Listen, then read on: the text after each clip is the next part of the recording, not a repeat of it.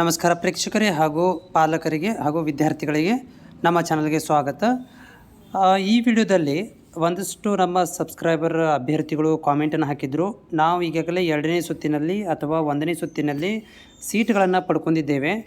ಆದರೆ ನಮಗೆ ಇವಾಗ ಟ್ರಾನ್ಸ್ಫರ್ ಹೋಗಬೇಕಾಗಿದೆ, ಅಂದರೆ ಕಾಲೇಜ್ ಬೇರೆ ಸ್ಕೂಲಿಗೆ ನಾವು ಟ್ರಾನ್ಸ್ಫರ್ ಹೋಗಬೇಕಾಗಿದೆ. ಸೊ ಇದರ ಬಗ್ಗೆ ಮಾಹಿತಿ ಕೊಡಿ ಅಂತ ಒಂದು ವಿದ್ಯಾರ್ಥಿಗಳು ನನಗೆ ಕಾಮೆಂಟ್ಸನ್ನು ಹಾಕಿದರು. ಸೊ ಅದಕ್ಕೆ ಸಂಬಂಧಿಸಿದಂಥ ಈ ಒಂದು ವಿಡಿಯೋ ಇರುತ್ತೆ.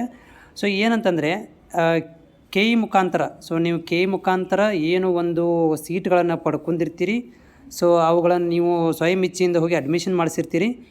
ಆದರೆ ಸೊ ಕಂಡೀಷನ್ ಏನಂತಂದರೆ ಕೆ ಇ ಮುಖಾಂತರ ಹೋಗಿ ನೀವು ಅಡ್ಮಿಷನ್ನ ಏನು ಪಡ್ಕೊಂಡಿರ್ತೀರಲ್ಲ, ಸೊ ಆ ಒಂದು ಅಡ್ಮಿಷನ್ಸ್ ಮುಗಿದ ಮೇಲೆ ಅಡ್ಮಿಷನ್ಸ್ ಪ್ರೊಸೆಸ್ ನೀವು ಅಡ್ಮಿಷನ್ ಆದಮೇಲೆ ಸೊ ಅಲ್ಲಿಂದ ನೀವು ಬೇರೆ ಸ್ಕೂಲ್ಗಳಿಗೆ ಹೋಗಲಿಕ್ಕೆ ಬರೋದಿಲ್ಲ. ಯಾಕಂತಂದರೆ ಕೆ ಇ ಮುಖಾಂತರ ನಿಮ್ಮ ಡಾಟಾ ಏನಾಗಿರುತ್ತೆ, ಸ್ಕೂಲಲ್ಲಿ ಶೇರ್ ಆಗಿರುತ್ತೆ.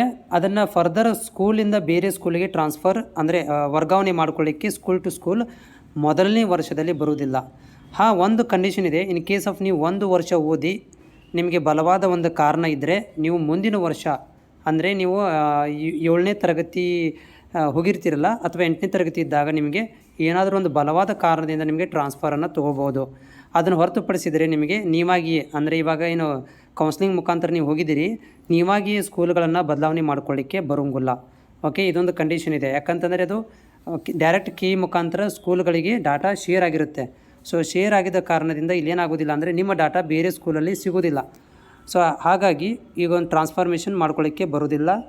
ಓಕೆ, ಆಮೇಲೆ ಇನ್ನೊಂದು ಏನಂತಂದರೆ ನೀವೇನಾದರೂ ಮಾಡ್ಕೋಬೇಕಂತಂದರೆ ಮಿನಿಮಮ್ 1 ವರ್ಷ ಅಥವಾ 2 ವರ್ಷ ಆದರೂ ನೀವು ಒಂದು ಸ್ಕೂಲಲ್ಲಿ ಸ್ಟಡಿ ಮಾಡಿರಬೇಕು.